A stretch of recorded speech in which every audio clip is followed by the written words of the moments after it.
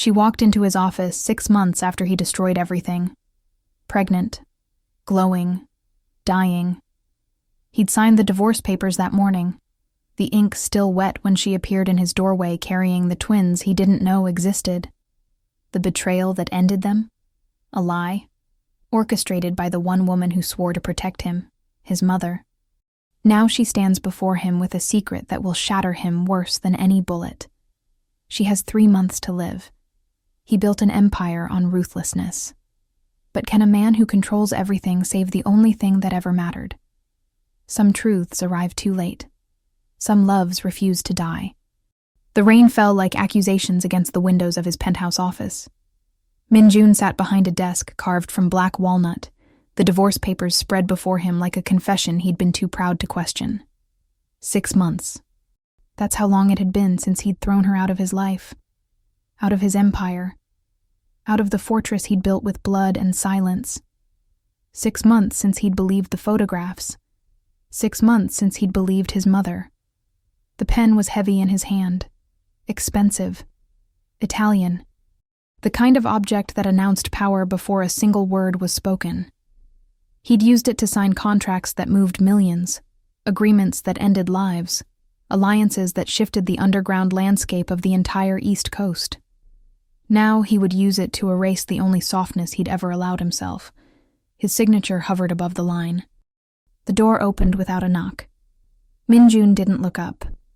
Only 3 people in this world could enter his office without permission, and 2 of them knew better than to interrupt him during business hours. "I'm busy, Mother." "I'm not your mother." The pen froze. That voice, soft like rainfall, steady like a heartbeat he used to fall asleep listening to. A voice he'd spent 6 months trying to forget, 6 months trying to hate, 6 months failing at both. He looked up. Minji stood in the doorway. But not the Minji he remembered. Not the woman he'd married in a courthouse ceremony she'd wanted simple, and he'd made smaller. Not the girl who used to trace the scars on his chest and ask him questions he never answered. Not even the broken woman he'd watched pack her things while his mother stood in the hallway wearing victory like perfume. This Minji glowed. Pregnancy had transformed her into something ethereal, untouchable. Her dark skin seemed to catch light that didn't exist in the room. Her hands rested on the curve of her belly, a belly that hadn't existed 6 months ago, a belly that made his lungs forget how to process oxygen. "You're pregnant." The words fell from his mouth like stones into deep water. "Yes." "How far along?" 7 months. The math struck him like a fist. 7 months.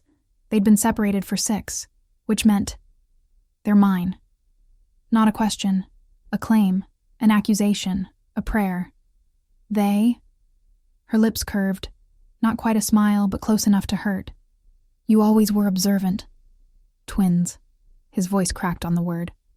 Min-jun, who'd stared down federal agents, who'd negotiated with cartel lords, who'd built an empire before his 30th birthday, felt his hands begin to shake. "You're carrying my children, and you didn't tell me. You threw me out of your life because you believed I betrayed you." Minji's voice remained gentle, but beneath it ran steel. "You looked at photographs your mother showed you and decided I was guilty without a trial, without a question, without even asking me to explain. The photographs. They'd been explicit, damning, impossible to misinterpret. Minji in a hotel room with another man. Minji's hands on his chest. Minji's lips near his neck. Evidence that had arrived with his mother's voice, honeyed and venomous. She's not worthy of our family, Min-jun. She never was. The photos were staged. Minji took 3 steps into the room. Each movement was deliberate, measured, like she was approaching a wounded animal. The man was an actor. The hotel room was rented by someone using a shell company. The entire betrayal was orchestrated by someone who wanted me gone. Min-jun's blood went cold. Who? You already know. He did. God help him, he did. The door opened again, and this time his mother entered without hesitation, without permission, without the faintest awareness that she was walking into a detonation. Park Seo-yeon was 63 years old and looked 40. Wealth had preserved her like formaldehyde-preserved specimens. Beautiful, untouchable, eternally protected from the decay that claimed lesser beings. She wore a Chanel suit the color of fresh snow and carried herself like royalty inspecting conquered territory. She stopped when she saw Minji. Her expression flickered. Shock, calculation, rage. Before settling into the mask, Minjun had spent his childhood learning to read. What is she doing here? Seoyeon's voice could have cut diamonds. I invited myself. Minji's tone remained calm, almost pleasant. I thought Minjun should know he's going to be a father. The silence that followed was nuclear. Seoyeon's gaze dropped to Minji's belly, then snapped to her son. This is a trap. Another manipulation. She's probably carrying some other man's. Finish that sentence and I'll have you removed from this building. Minjun's voice was quiet. Deadly quiet. Deadly. The kind of quiet that preceded violence in his world. His mother's mouth closed. Minji. He stood, and the movement felt monumental, like continental plates shifting. I need to speak with you. Alone. There's nothing to discuss. Seoyeon's voice rose. This woman is lying. She's trying to trap you with...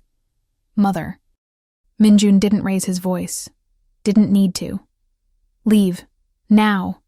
Before I forget you're my mother, and remember only what you've done. Something in his tone must have penetrated even Seoyeon's armor. She looked at her son, really looked at him, and whatever she saw there made her take a step backward. You're making a mistake, she whispered. I've made many mistakes. Minjun's eyes never left Minji's face. But the biggest one was believing you over her. Seoyeon left without another word, though her exit felt less like a retreat and more like a strategic withdrawal. The door closed. Minji and Minjun stood 15 feet apart in an office built to intimidate, surrounded by glass and steel and the trappings of power that suddenly felt meaningless. When did you find out? He asked. About the twins. 2 months after you threw me out. Minji's hand moved unconsciously to her belly, protective, tender. I almost called you. A dozen times I picked up the phone. Why didn't you? Because you looked at me like I was a stranger. Her voice finally cracked. Because the man I loved disappeared the moment your mother whispered poison in your ear. Because I realized you never really trusted me. Not completely. Not the way I trusted you. The accusation landed like a blade between his ribs. I trusted you with everything, Minjun said. My name. My life. Your heart? Minji interrupted. Did you? Because the man who loved me wouldn't have believed those photographs. He would have demanded answers. He would have fought for us. I saw you with another man. You saw what your mother wanted you to see. Minji took another step closer. She hired someone who looked enough like me from a distance. She staged photographs that would destroy us. She's hated me since the moment you brought me home because I'm not Korean, because I'm not wealthy, because I'm not the daughter-in-law she could parade in front of her society friends. Every word was a match struck against Minjun's carefully constructed rage. Why are you here? He asked. After everything, why come back now? Minji's eyes held his. In them, he saw love and sorrow and something else. Something that looked like goodbye. Because these babies deserve to know their father. She pressed both hands against her belly. Because in 3 months, you're all they're going to have left. The room tilted. What are you talking about? Minji smiled. It was the saddest thing Minjun had ever seen. I'm dying, Minjun. Stage 4 cancer. Inoperable. Untreatable while pregnant. The doctors gave me 6 months. That was 4 months ago. The words didn't make sense. Couldn't make sense. No. He crossed the distance between them in 3 strides. His hands reached for her shoulders, then stopped, hovering, afraid to touch her like she might shatter. No. There are treatments. Specialists. I have money. I have resources. You can't buy this one. Her hand covered his, pressing it against her warm skin. I made my choice. The babies or me. I chose them. That's not a choice you get to make alone. You gave up the right to make choices for me when you believed a lie over our love. The truth of it broke something in him. Some fundamental piece of architecture that had been holding up his entire world. Minji, I didn't come here for forgiveness, she said quietly. I came here to tell you that in approximately 3 months, you're going to become a father to twins, a boy and a girl. They're healthy, they're growing, they're going to need you. And you? His voice cracked completely. What do you need?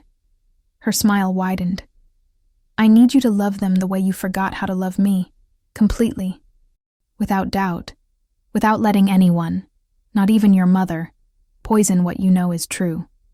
Before he could respond, she turned and walked toward the door. Where are you going? Home. To rest. Growing 2 humans is exhausting work. Minji, wait. She paused at the threshold, looked back. And in that moment, Minjun saw everything he'd lost. Everything he'd destroyed. I'll send you my doctor's information, she said. You can verify everything I've told you. The pregnancy, the diagnosis, all of it. And then what? Then you decide what kind of father you want to be to children whose mother won't be there to protect them from the world you've built. She left. Minjun stood alone in his empire of glass and steel and realized that he'd never felt more powerless in his entire life. His phone buzzed. His second in command, checking in about tonight's meeting with the Italians. Business. Territory. The machinery of violence and control that had consumed his life since he was 18 years old. He looked at the divorce papers still spread across his desk. Unsigned. His hand moved to his jacket pocket, where he'd carried something for 6 months without knowing why. A photograph. Not one of his mother's fabrications. The real thing. Their wedding day. Minji in a simple white dress she'd bought at a department store.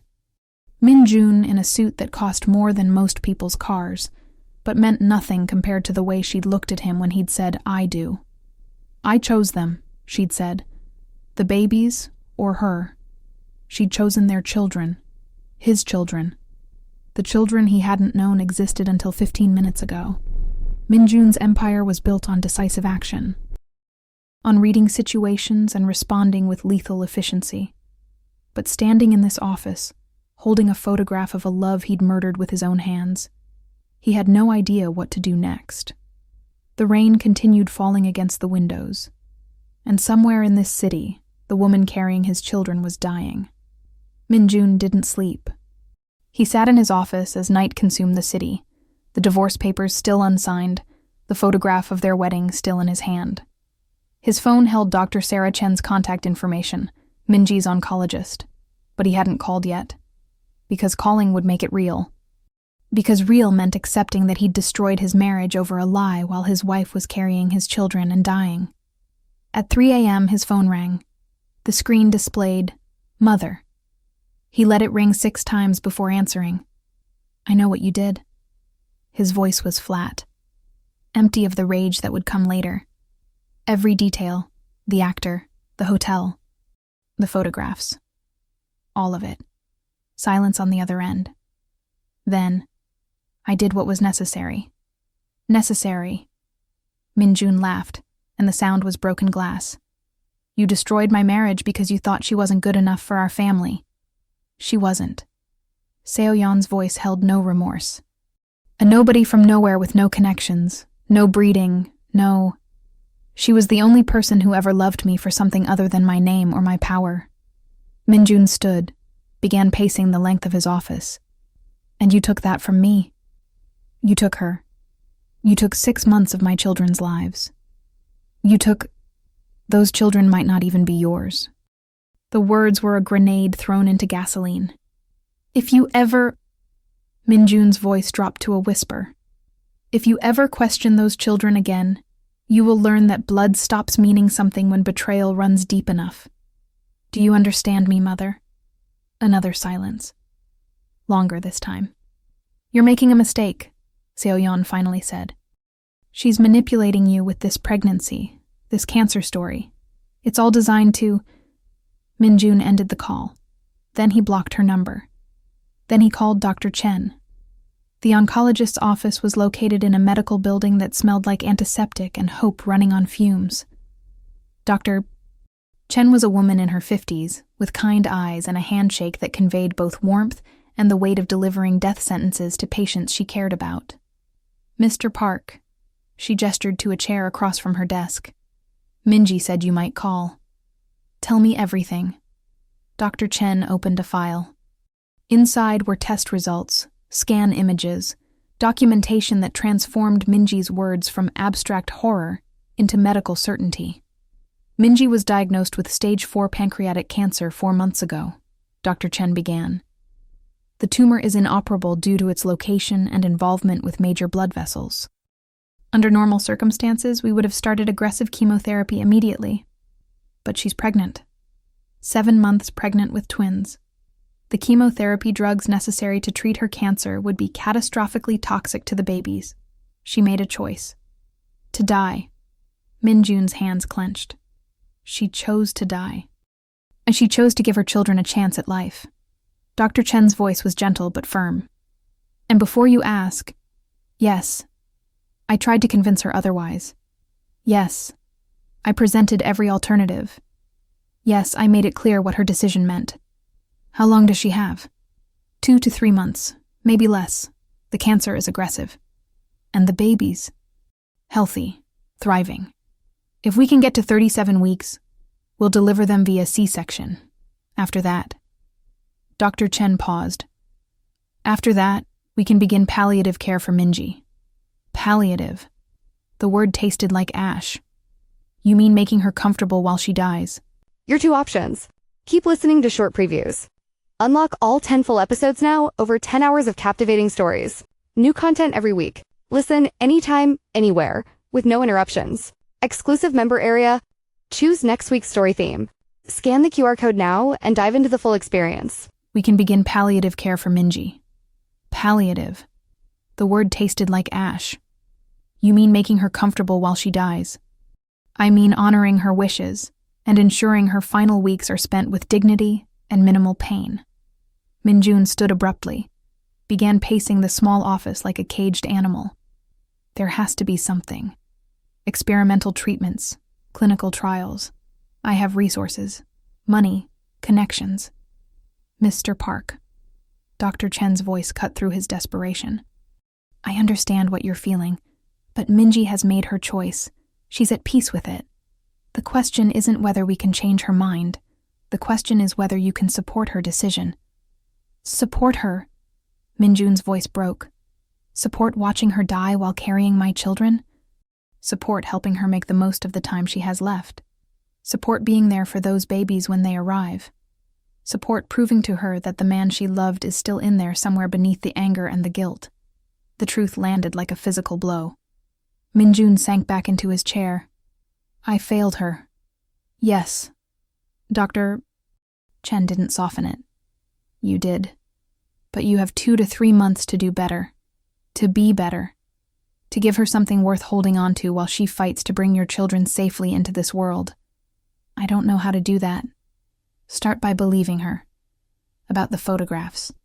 About your mother. About everything. Min Jun looked at the medical files spread across Dr. Chen's desk. Evidence of a nightmare he couldn't wake up from. I already do. He found Minji's apartment by tracking her through the same network of informants he used to monitor his enemies. The irony wasn't lost on him. She lived in a modest neighborhood far from his world of penthouses and private security. The building was old but well-maintained. Her apartment was on the 3rd floor, no elevator. Min Jun climbed the stairs thinking about her making this journey every day. Pregnant. Dying. Alone. He knocked. The door opened, and Minji stood there in an oversized sweater and leggings, her hair pulled back in a messy bun, her face makeup-free, and somehow more beautiful than he remembered. How did you find me? Not accusatory. Just curious. I'm a crime lord. Finding people is literally my job. A small smile. Right. I forgot who I married. Can I come in? Minji hesitated, then stepped aside. It's small. Not what you're used to. The apartment was tiny. A studio, really, with a kitchenette, a bed, and a corner dedicated to what looked like a nursery in progress. 2 cribs, a changing table, bags of baby clothes still waiting to be organized. Minjun's chest tightened. "I saw Dr. Chen," he said. "I figured you would." Minji moved to the small couch, lowered herself carefully. "What did she tell you?" "Everything. The cancer, the timeline, the choice you made." He remained standing, afraid that if he sat, he might never get up again. "Why didn't you tell me when you first found out you were pregnant?" "Because you'd already decided I was a liar and a cheater. Why would you believe me about a pregnancy?" "I would have." He stopped, because he didn't know what he would have done. "I'm sorry." "For which part? Throwing me out? Believing your mother's lies? Not fighting for us?" "All of it." Minjun's voice was raw. "Every single part of it. I failed you in every way a man can fail the woman he loves." Loved, past tense. No. He crossed the room, knelt in front of her. Present tense, always present tense. I never stopped. I just became very good at lying to myself. Minji's hand moved to his face, fingertips tracing his jaw. "You look tired. I haven't slept since you walked into my office. You should go home. Rest. You have an empire to run." "I'm not leaving." Minjun captured her hand, pressed it against his chest where his heart was trying to break through his ribs. "Not again. Not ever again." "Minjun, marry me." The words tumbled out before he could think them through. "Again. Properly this time. A real ceremony. Everyone we know. A celebration of, I'm dying. Then let me love you while you're still alive." His voice cracked completely. "Let me be your husband. Let me be there for the babies. Let me prove that I'm not the man who threw you away." "Please." Tears slipped down Minji's face. "You really want to marry a woman who has 8 weeks to live. I want to marry the woman I should have protected. The woman carrying my children. The woman who chose their lives over her own." Minjun pressed his forehead against hers. "I want every second I can get with you. Your mother will never allow it. My mother no longer has a say in my life." Minji pulled back, searching his face. "You cut her off?" "Completely. She doesn't exist to me anymore." "Minjun, she's your mother. She destroyed us. She lied. She manipulated. She—" His voice turned to steel. "She questioned whether my children are mine. She's dead to me." The silence stretched. Then Minji said, "Okay. Okay? Okay. I'll marry you again. But on one condition. Anything. You promise me that when I'm gone, you won't let your mother anywhere near those babies. She doesn't get to raise them. She doesn't get to poison them with her hatred. Promise me." Minjun's hands framed her face. "I promise. On everything I am. On everything I have. Those children will know they came from love. They'll know their mother was the strongest person I ever met. They'll know—" His voice broke. "They'll know you chose them." Minji kissed him. It was soft and desperate and tasted like salt from tears neither of them could stop. It was 6 months of separation and anger and grief collapsing into forgiveness. It was hello and goodbye wound into a single moment. When they finally pulled apart, both breathing hard, Minjun rested his hand on her belly. "Hey," he whispered to the twins. "It's me. Your dad. I'm sorry I'm late. I'm sorry I almost missed this. But I'm here now. And I'm not going anywhere." He felt movement beneath his palm. Tiny, fluttering kicks. "They know you're here," Minji said softly. "They've been waiting for you." Minjun pressed his lips to her stomach, feeling the life growing inside her. The children he'd almost never known existed. The future that would arrive just as his past was dying. "I love you," he told them. Told her. Told the universe that had taken so much and was about to take more. "I know," Minji whispered, her fingers tangling in his hair. "I've always known." Outside, The city continued its endless rhythm. But inside this tiny apartment, a broken man and a dying woman held onto each other like survivors of a shipwreck, finding grace in the wreckage. They had 8 weeks. Minjun planned to make them count. They were married in Minji's apartment on a Tuesday afternoon. No grand ceremony. No society guests. Just the two of them. An efficient Minjun paid an obscene amount to accommodate the last-minute request. And 2 witnesses pulled from the building's maintenance staff. Minji wore a cream-colored dress that flowed over her pregnant belly like water. Minjun wore the same suit from their first wedding. He'd kept it, though he'd never admitted why. When the officiant asked if they had rings, Minjun pulled out Minji's original wedding band. The one he'd found in her abandoned apartment 6 months ago. The one he'd been carrying in his pocket ever since. "I never took mine off," he said, sliding it back onto her finger where it belonged. Minji's hands trembled as she placed his ring back on his hand. "Neither did I. Not really. Not in here." She touched his chest, right above his heart. They said their vows. They kissed. They were married again. And this time, Minjun understood what he'd been too stupid to appreciate the first time. Marriage wasn't about ownership or tradition or meeting his mother's expectations. It was about choosing one person above everyone else, every day, every moment, even when the world was ending, especially then. The next 2 weeks existed outside normal time. Minjun moved into Minji's apartment despite the fact that he owned a penthouse worth millions. He conducted business from her couch, held video conferences from her kitchen table, and slept beside her every night with one hand on her belly, feeling his children move and kick and grow. He hired a team of nurses to provide around-the-clock medical support, brought in the best prenatal specialists money could buy, transformed the tiny apartment into a medical suite without sacrificing its warmth. Minji let him. Because she was getting weaker. The cancer was advancing faster than Dr. Chen had predicted. Some days Minji could barely stand for more than 20 minutes. Other days the pain was so intense that even the strongest medication barely touched it. But she smiled through it all.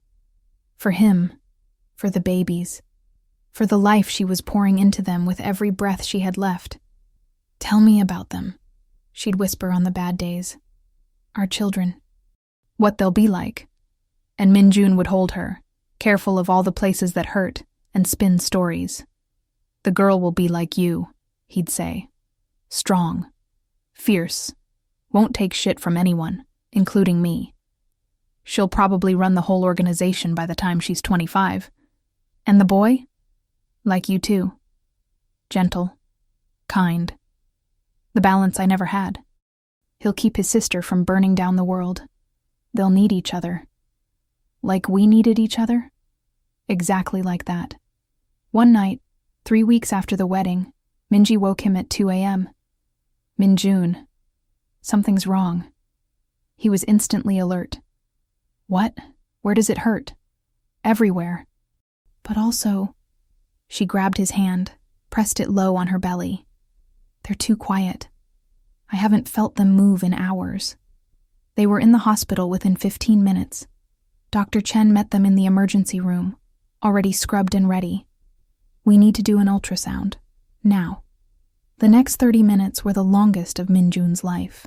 He stood beside Minji's bed while Dr. Chen ran the ultrasound wand over her belly, watching the screen with professional intensity.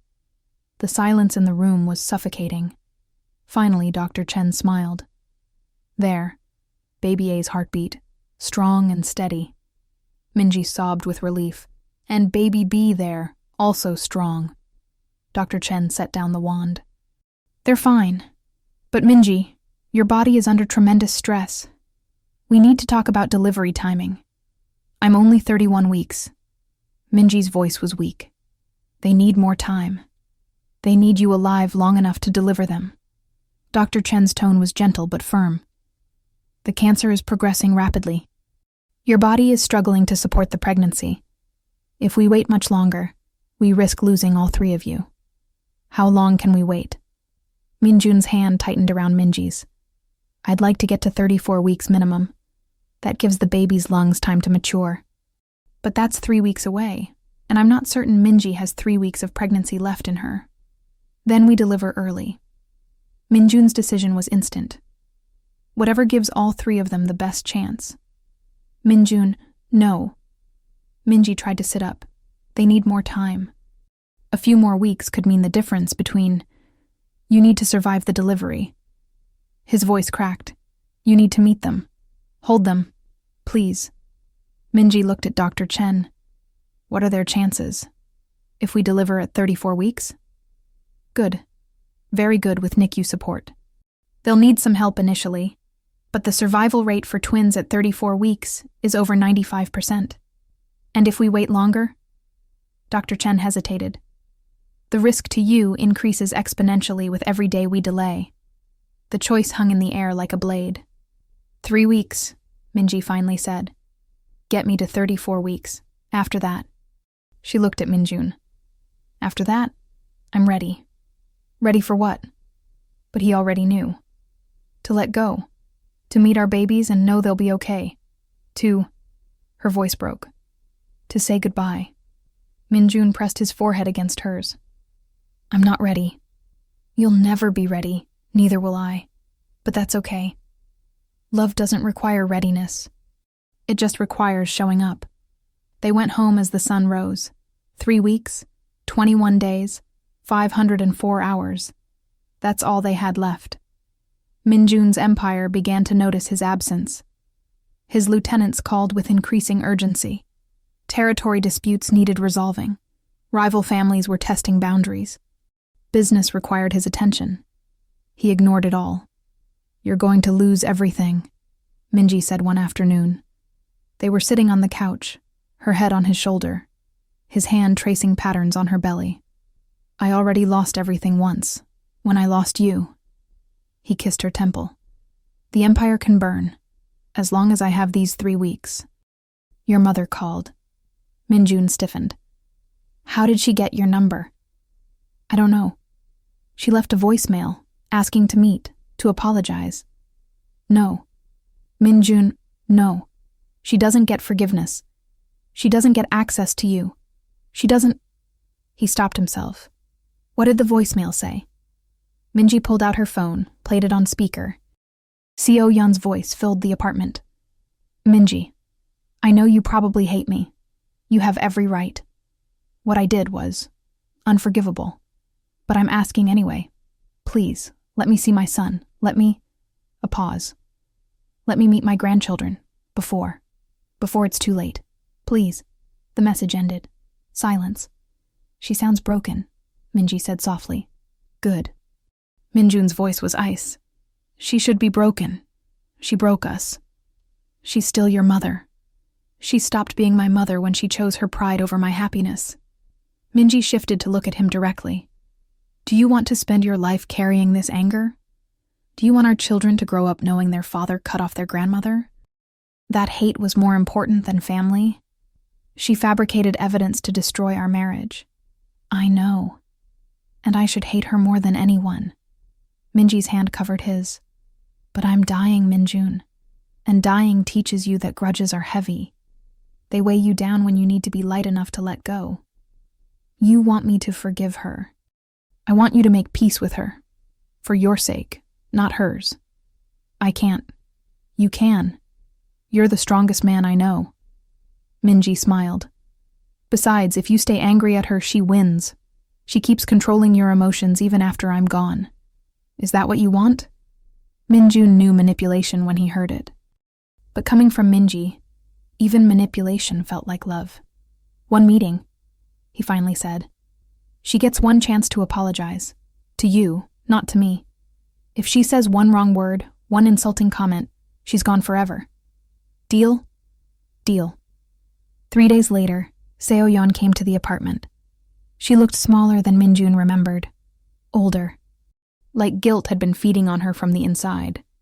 She stood in the doorway holding a bouquet of white lilies, Minji's favorite flowers, though Minjun had never told her that. Thank you for seeing me, Seo-yeon said. Her voice lacked its usual aristocratic certainty. Come in. Minji gestured to a chair. Would you like tea? I don't deserve tea. I don't deserve kindness. I don't deserve... Seo-yeon's composure cracked. I don't deserve forgiveness, but I'm going to ask for it anyway. She knelt. Actually knelt on the apartment floor in her designer suit. I was wrong. Tears streamed down Seo-yeon's face. About everything. About you. About what my son needed. About what family means. I let pride and prejudice poison me. I hired that actor. I staged those photographs. I destroyed your marriage because I couldn't see past my own narrow vision of what was acceptable. Min-jun started to speak, but Minji's hand on his arm stopped him. And now, Seo-yeon continued, now you're dying. Carrying my grandchildren. And it's my fault you spent these months alone. My fault you suffered. My fault. Stop. Minji's voice was gentle. You can't carry all that guilt. It'll crush you. I deserve to be crushed. Maybe. But your grandchildren deserve a grandmother.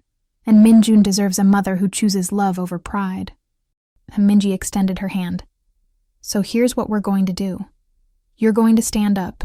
You're going to sit down. And we're going to talk about how you can be part of these babies' lives. Because I won't be here to protect them. And they're going to need all the family they can get. Seo-yeon looked up, disbelieving. You'd let me, after everything. I'd let you try to be better. We all deserve that chance. Min-jun watched his mother cry. Watched her pull herself together. Watched her sit across from Minji and have the kind of honest conversation they should have had years ago. And somewhere in that dialogue, in that raw admission of failure and the tentative reaching toward redemption, Min-jun felt something inside him shift. Not quite forgiveness, but maybe the beginning of it. The first step toward the lightness Minji had talked about. They had 17 days left. And for the first time since this nightmare began, Min-jun thought maybe, just maybe, they could face what was coming without being crushed beneath the weight of what had already been lost. The calendar became an enemy. Every morning Min-jun woke to count the days remaining. 17 became 16. 16 became 12. 12 became 8. Each day, Minji grew weaker. Each day, the babies grew stronger. The universe had chosen its sides. Dr. Chen visited the apartment daily now, monitoring, adjusting medications, preparing them both for what was coming. She'd stopped talking about if and started using when. When we deliver the babies. When Minji begins palliative care. When you become a single father. Min-jun hated every sentence that started with when. 1 week before the scheduled delivery, Minji collapsed in the bathroom. Min-jun found her unconscious, a small pool of blood spreading beneath her. His world reduced to screaming her name, calling 911, holding her against his chest while his hands came away red. The ambulance arrived in 4 minutes. It felt like 4 years. Dr. Chen met them at the hospital. We need to deliver now. Her body can't sustain the pregnancy any longer. But it's too early. Min-jun's voice was ragged. You said 34 weeks. We're only at 33. 1 week won't make a difference to the babies, but waiting another day might kill Minji before we can get them out safely. Dr. Chen gripped his shoulder. This is it, Min-jun. We're out of time. They prepped Minji for an emergency C-section. She regained consciousness as they wheeled her toward the operating room. Her hand found Min-jun's, squeezed weakly. Promise me, she whispered. If it comes down to choosing, it won't. Promise me you'll save them, not me, them. Minji, don't.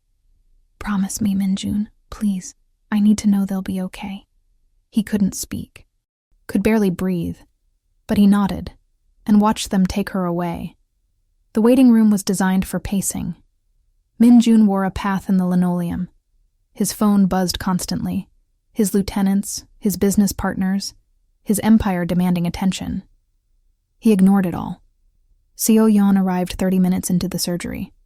She didn't speak, just sat beside her son and took his hand.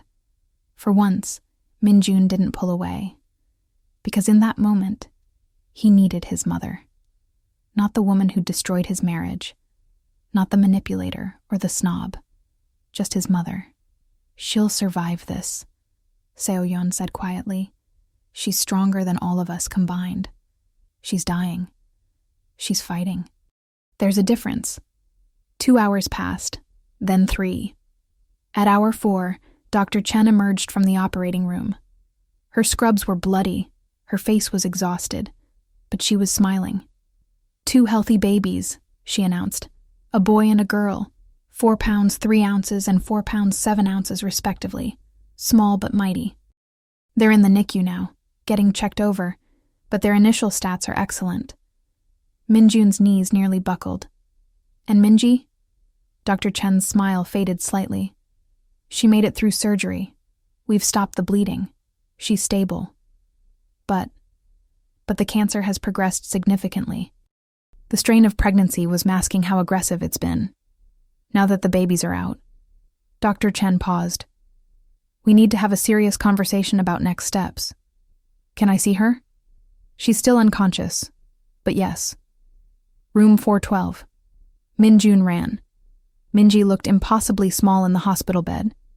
Tubes and wires connected her to machines that beeped and hummed. Her skin had taken on a grayish tint. Her breathing was shallow, labored. But she was alive. Minjun pulled a chair beside the bed, took her hand, and finally let himself break. He cried silently, shoulders shaking, pressing her palm against his face. Crying for the wife he was losing, for the children who would never know their mother, for the future that was being ripped away one breath at a time. I'm here, he whispered. The babies are here. We're all here. You did it, Minji. You saved them. Now please, please don't leave me. Her eyes flickered open. Minjun? Her voice was barely audible. Right here, not going anywhere. A weak smile. The babies? Perfect, beautiful, just like you, a boy and a girl. Can I see them? As soon as Dr. Chen says you're strong enough. They're in the NICU, getting the royal treatment. Probably already planning how to take over the hospital.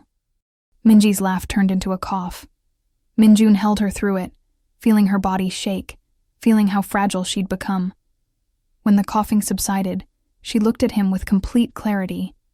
How long do I have? Don't talk Your like two that. options. Keep How watching long, short Minjun? previews.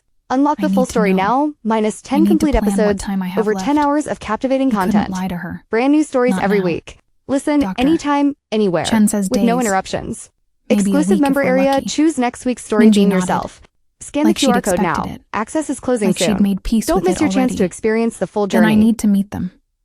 Today. Now. Please. Dr. Chen was against it. Moving Minji was dangerous. The exertion could kill her. But Minjun had learned something important over the past few weeks. Sometimes love mattered more than medical wisdom. They brought the babies to her room. 2 tiny humans wrapped in hospital blankets. Their faces scrunched and red, their fists waving like they were already fighting the world. The nurse placed the girl in Minji's arms first, then the boy in Minjun's. And for one perfect moment, they were a family. Minji stared at her daughter with wonder. She looks like you. She looks like us. The best parts of both. What should we name them? They'd discussed names before but never committed. Now, holding his son, Minjun knew. The boy is Jihoon, he said. It means wisdom and brightness, because he's going to light up the darkness I've built around myself. And the girl? You choose. Minji looked at her daughter. Mirai. It means future. Because that's what she represents, what we're giving her, a future we fought for. Jihoon and Mirai. Minjun tested the names. Perfect. They sat together, Minjun, Minji, and their children, as the sun set outside the hospital windows. Minji was too weak to hold Mirai for long, so they took turns, passing the babies back and forth, memorizing tiny fingers and small noses, and the miracle of new life born from dying. I wish I could stay, Minji whispered. I wish I could watch them grow, see who they become, then fight. Please. One more experimental treatment, one more option. Don't give up. I'm not giving up. I'm just tired, Minjun.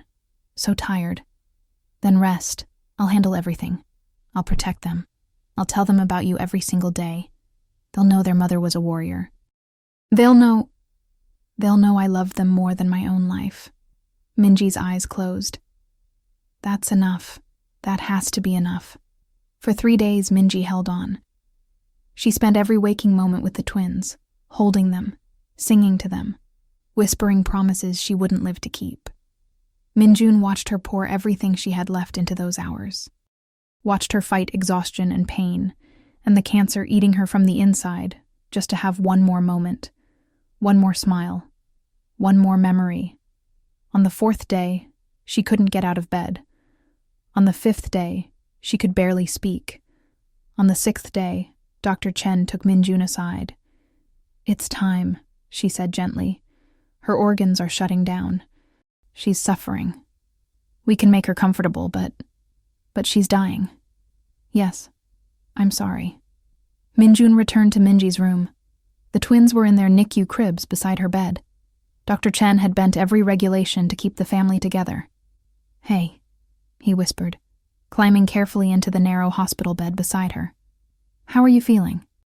Like I'm floating. Her voice was dreamy, distant. Is that the morphine? Probably. Good. Floating is nice. Doesn't hurt when you float. Minji, don't. Her hand squeezed his weakly. Don't make this harder. We both knew this was coming. I'm not ready. Neither am I. But the babies need you whole, not broken. Promise me you'll be okay. Promise me you'll live. Really live. Not just survive. I promise. And promise me you'll find love again someday. When you're ready. The twins need a mother figure. Someone kind. Someone who'll... Stop, please. I can't think about that. Minji smiled. You don't have to think about it now. But someday. Promise me someday you'll try. I promise. Anything. Everything. Just please don't go. I'm not going anywhere. I'll be in every laugh, every milestone, every moment they do something that reminds you of me. I'll be there, Minjun. Always. She looked at the twins sleeping peacefully in their cribs. They're going to be amazing. I can feel it. Because they're half you. And half you. The man who learned to choose love over pride. That's the man who'll raise them. Not the crime lord. Not the broken boy trying to prove himself. Just Minjun. My Minjun. Her breathing became labored. The machine started beeping. Dr. Chen rushed in, checked vitals, adjusted medications, but they both knew what was happening. Minjun, Minji whispered. I need you to do something. Anything. Kiss me. One last time. Like you mean it. Like we have forever. He kissed her. Soft and desperate, and full of 6 years of love compressed into 30 seconds.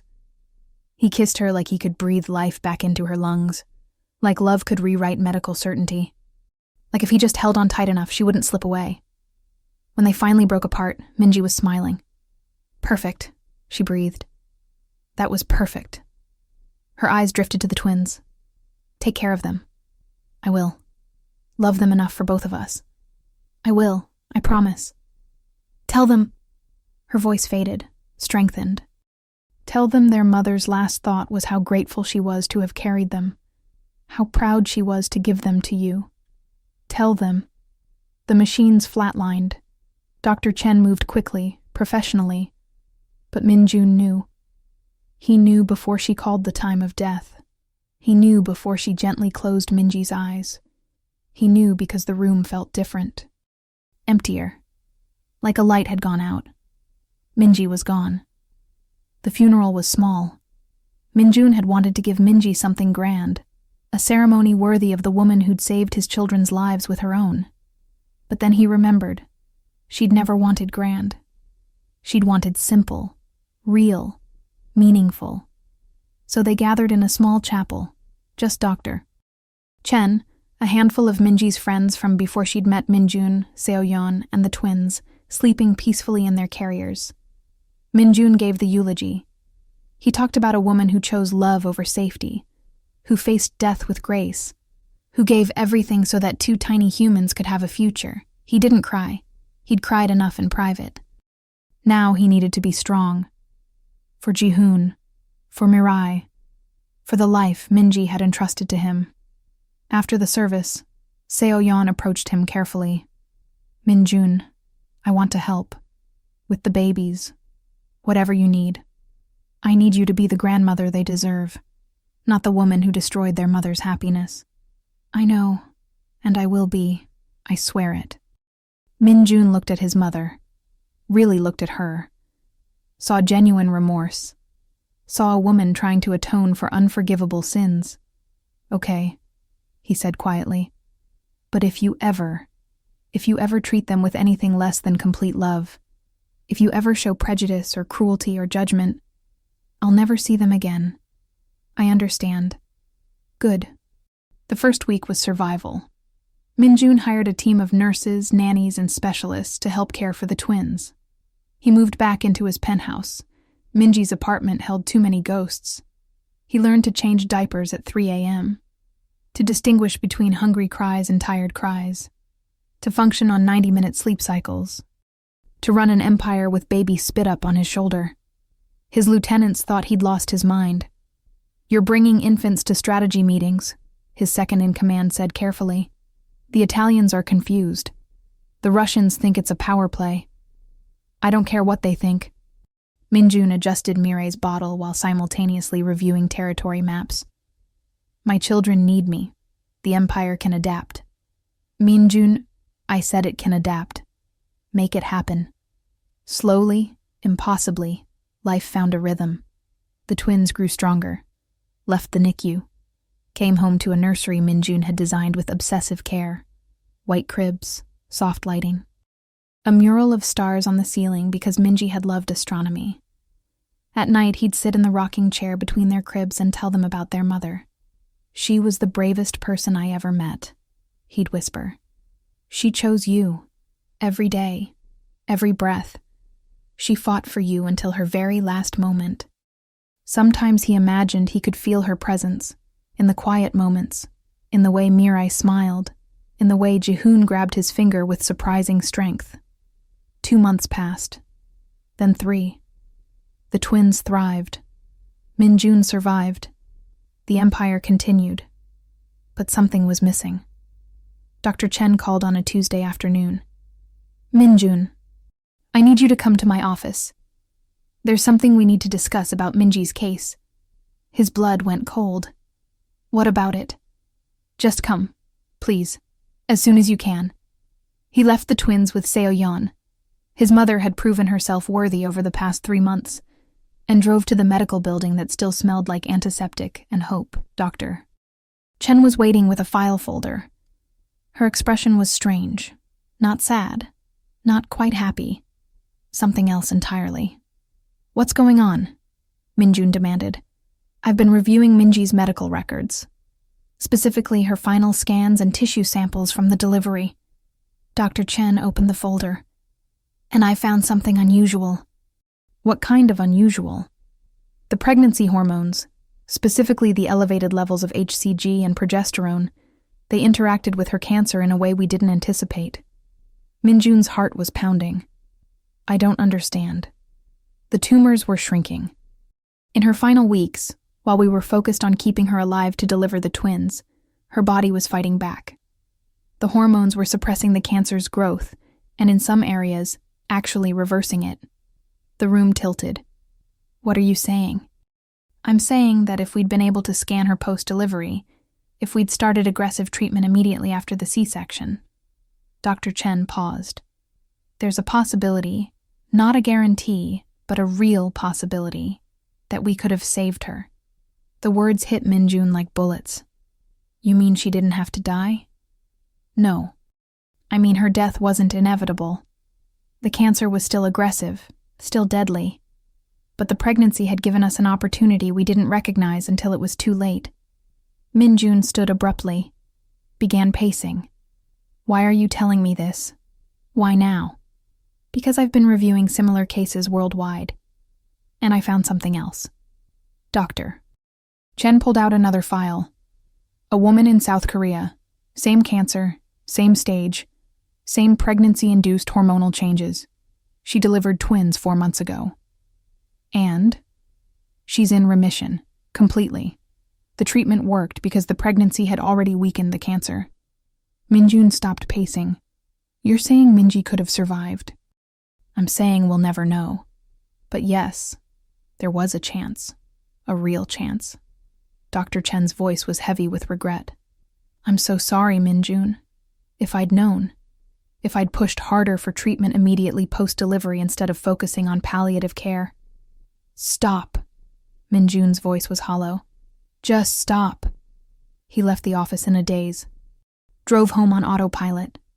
Found himself in the nursery, staring at his sleeping children, thinking about the woman who died to give them life when maybe, just maybe, she hadn't needed to. The anger came later. It started as a whisper, then a roar, then a hurricane that consumed everything. Minjun raged at the universe, at fate, at medical science for not knowing sooner, at himself for not demanding more treatment options, at Minji for choosing to let go when she could have fought harder. He spent 3 days locked in his office, drinking expensive whiskey and destroying furniture. On the 4th day, Seo-yeon entered without knocking. Enough. Her voice was sharp. You have 2 children who need their father. Get yourself together. She didn't have to die. Minjun's voice was broken. All of it. The goodbye, the suffering, the sacrifice. It might have been unnecessary. Or it might have killed her anyway. Or killed the babies. Or all 3 of them. Seo-yeon sat across from him. You can torture yourself with what-ifs, or you can honor what she did choose. She chose them. She chose you. She chose love.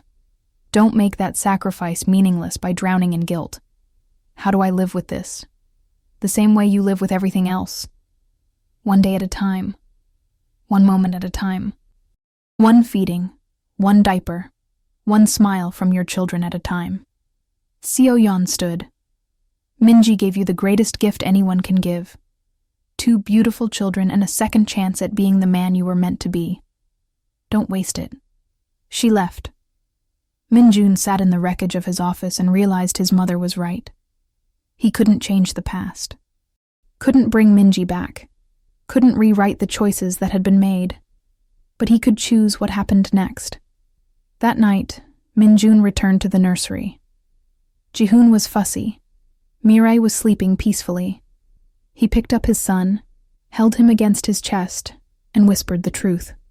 Your mother was supposed to live. There was a chance. A real chance. And we missed it. His voice cracked. I missed it. And I will carry that for the rest of my life. Jihoon's crying softened. But she made her choice knowing all the risks. Knowing she might die. And she chose you anyway. She chose both of you. Because that's what love does. It chooses, even when the choice is impossible. Mirai stirred in her crib. Minjun sat in the rocking chair, holding Jihoon, watching Mirai, and let himself feel everything. The grief, the anger, the guilt, the love. All of it. Because Minji had taught him that running from pain didn't make it disappear. It just made you numb to everything else, including joy. I'm going to tell you about her every day, he promised the twins. Every story, every laugh, every moment. You'll know your mother through me.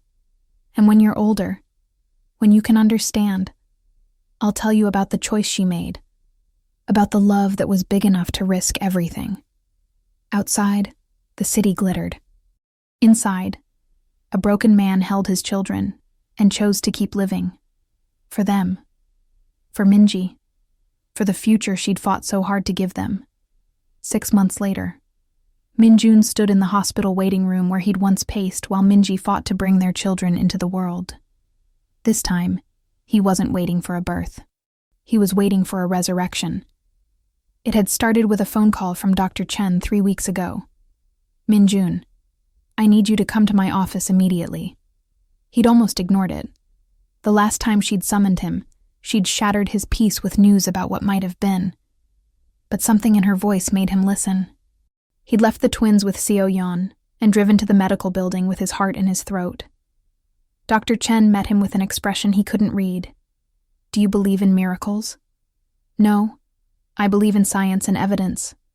"Then this is going to challenge everything you believe." She pulled up a file on her computer. "Remember the South Korean woman I told you about? The one with the same cancer who went into remission?" "Yes. Her medical team has been researching the phenomenon. They've discovered something extraordinary." Dr. Chen clicked through images. The pregnancy hormones don't just suppress the cancer. In rare cases, very rare cases, they trigger a complete cellular reprogramming that makes the cancer vulnerable to treatment. I don't understand what this has to do with me. Before Minji died, we preserved tissue samples. It's standard protocol. I've been running tests on those samples using new protocols developed by the Korean research team. Dr. Chen turned the screen toward him. "And I found something impossible." The image showed cellular structures Minjun didn't understand. "Explain."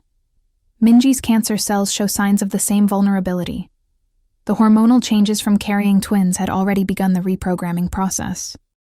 If we'd known, if we'd tested for this, we might have saved her with a specific combination of targeted therapy and immunotherapy." Minjun's hands clenched. "Are you really telling me this again? Rubbing it in that she died unnecessarily?" "No. I'm telling you that the Korean team has developed a protocol, and they've had success with postmortem cellular samples. They've managed to reverse engineer the process. I still don't." "Minjun." Dr. Chen's voice was shaking. "They've successfully revived cancer patients who were declared clinically dead. Not brought back to life. That's not possible. But patients who'd been in deep comas, who'd been written off, who'd shown almost no brain activity. They're waking up." The room spun. "What are you saying?" "I'm saying Minji's death certificate might have been premature. I'm saying that when she flatlined, when we called her time of death, her brain might have continued minimal function. And if that's true, if we preserved enough cellular integrity in those critical minutes, there's a protocol. An experimental protocol. It's never been attempted in the US.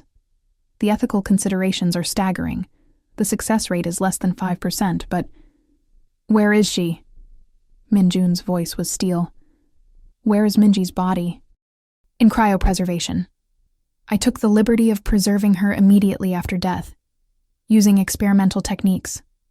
I didn't tell you because I didn't want to give false hope. But Minjun..." Dr. Chen's eyes were wet. "I think there's a chance, a very small chance, that we could bring her back." The next 3 weeks were a blur of paperwork, ethical reviews, and medical consultations with the Korean research team. The procedure was experimental, dangerous, potentially illegal in 17 states. The chances of success were minimal. The risk of severe brain damage was high. The possibility of failure was almost certain. Minjun didn't care. He mortgaged his empire to fund the research, called in every favor, bribed every necessary official, moved heaven and earth to make the impossible possible. "You understand," the lead Korean researcher said via video conference, "that even if we succeed in reviving her, she may not be the same woman. The brain damage from oxygen deprivation, the cancer treatment, the cellular trauma. I understand. Do it anyway. And if she wakes up and the cancer is still there, then we fight it, together this time." The procedure was scheduled for a Tuesday, the same day of the week they'd been remarried. Minjun watched through observation glass as doctors worked on Minji's preserved body. The process took 16 hours. They rewarmed her cellular structure, introduced the experimental hormone cocktail, applied electrical stimulation to her neural pathways, administered the targeted cancer therapy that should have been given 6 months ago, and waited. Hour 18, no response. Hour 20, minimal brain activity detected. Hour 24, heartbeat established. Hour 36, spontaneous breathing. Hour 48, eye movement. At hour 52, Minji opened her eyes. Minjun was allowed into the room once she was stable. She looked different, thinner, frailer, like someone who'd fought a war and barely survived. Tubes and monitors covered her body. Her skin was pale. Her movements were weak, but she was alive. Minjun? Her voice was a whisper. He crossed the room in 3 strides, fell to his knees beside her bed. I'm here.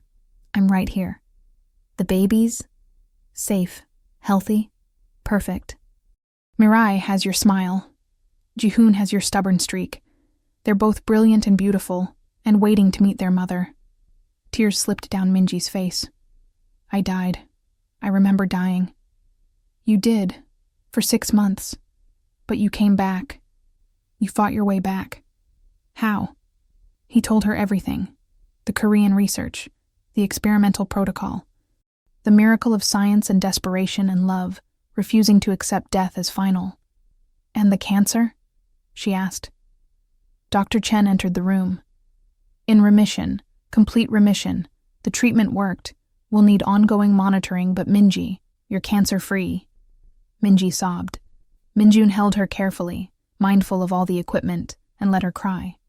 Let her process. Let her absorb the magnitude of being given a second chance at life. How long? She finally asked. How long was I gone? 6 months, 2 weeks, and 3 days. But who's counting? She laughed. It was weak but real. I missed so much. You missed their first smiles, their first laughs. Jihoon rolling over.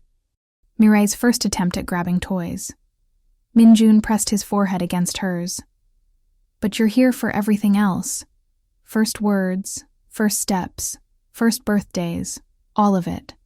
Your mother has been amazing, honestly. She's been helping with the twins. She's been the grandmother they needed. She's been trying to atone for everything she did wrong. And you forgave her? I'm working on it. For the kids. For you. For myself. Minji's hand trembled as she reached for his face. Take me to them. Please. I need to see them. The hospital bent regulations again. They wheeled Minji to a private recovery room where Seoyeon waited with Jihoon and Mirai. Seoyeon gasped when she saw Minji. Impossible. Apparently not. Minji smiled weakly. Hello, Seoyeon. For once, Minjun's mother was speechless. I don't have words. Then just let me see my babies. Seoyeon carefully placed Mirai in Minji's arms first. The baby was 6 months old now, bigger than Minji remembered, more alert. She looked at her mother with wide eyes, studying this stranger. Hi, Mirai, Minji whispered. Hi, baby girl, it's me, it's Mama. As if she understood, Mirai smiled. Then Jihoon.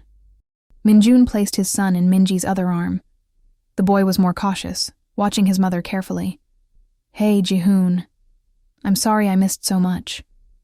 But I'm here now, and I'm never leaving again.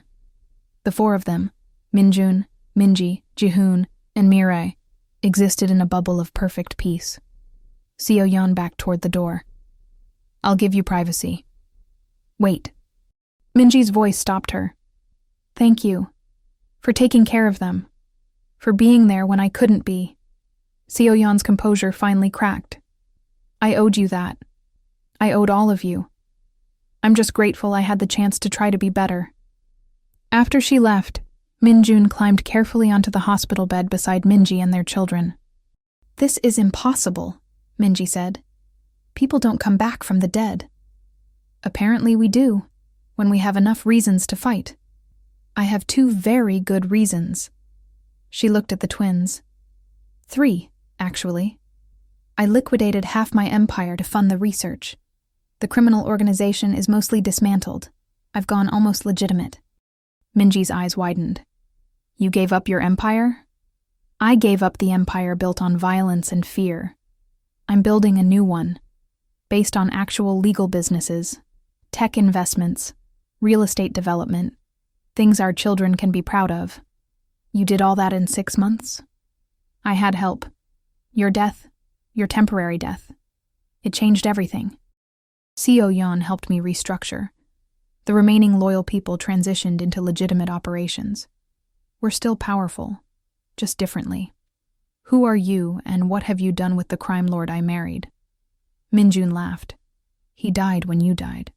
And when you came back, someone better came back with you. 3 months later, Minji was released from the hospital with a clean bill of health. The townhouse Minjun had purchased was nothing like his penthouse. It was warm, family-oriented, with a huge backyard where the twins could eventually play. They established routines: morning feedings, afternoon naps, evening stories. Nights where they took turns walking crying babies and somehow managed to laugh through the exhaustion. Minji's strength returned slowly. Some days were hard. The cancer had left scars, but she was alive, fighting, thriving. One evening, Minjun found her in the nursery, watching Jihoon and Mirai sleep. "Penny for your thoughts," he said softly. "I'm thinking about second chances, how rare they are, how precious. We were given a miracle. We were given more than that. We were given proof that love is stronger than death, that choice matters, that fighting for what we believe in makes a difference." Minjun wrapped his arms around her from behind, resting his chin on her shoulder. "What do you want our life to look like? Now that we have one. Quiet, normal, full of ordinary moments that feel extraordinary because we almost lost them all. I can do quiet. Normal might take practice. We have time to practice." Minji turned in his arms. "We have time for everything now."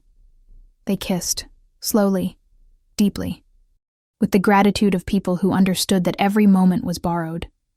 Every breath was a gift.